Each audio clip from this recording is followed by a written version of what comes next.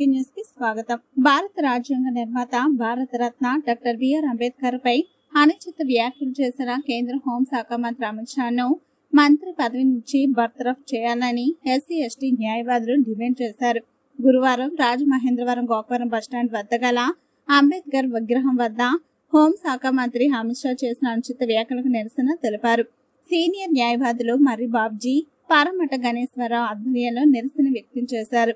ఈ సందర్భంగా సీనియర్ న్యాయవాదులు మర్రి బాబ్జీ మాట్లాడుతూ కేంద్ర హోంశాఖ మంత్రి అమిత్ షా భారత పార్లమెంట్ లో డాక్టర్ బిఆర్ అంబేద్కర్ పై చేసిన అనుచిత వ్యాఖ్యలను తీవ్రంగా ఖండించారు.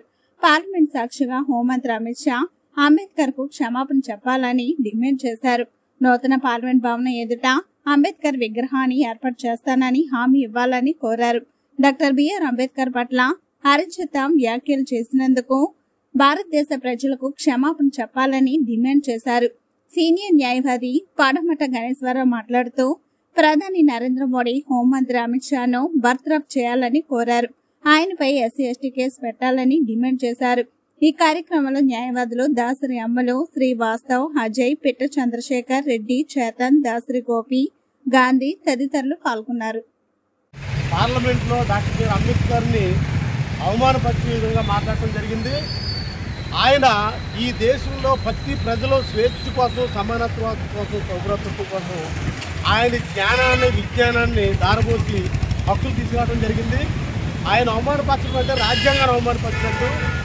కాబట్టి అమిత్ షా బేసరతగా పార్లమెంట్ సాక్షిగా అంబేద్కర్ క్షమాపణ చెప్పాలని, అదేవిధంగా కొత్త పార్లమెంట్ భవన్ ఎదుర్కొన్న అంబేద్కర్ స్టాట్యూ పెట్టించాలని భారతదేశ ప్రభుత్వం, కేంద్ర ప్రభుత్వం, ప్రధానమంత్రి సూమాటగా తీసుకుని అమిత్ షా మీద ఎస్సీ ఎస్టీ అట్రాసిటీ కేసు పెట్టించాలని సందర్భంగా డిమాండ్ చేస్తాం.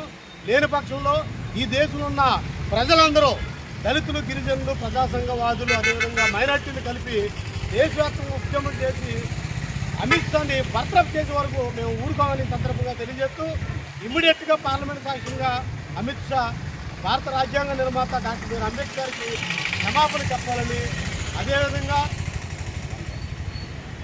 అదేవిధంగా ప్రధానమంత్రి ఆయన మీద SC ST atrocity case demand చేస్తాం.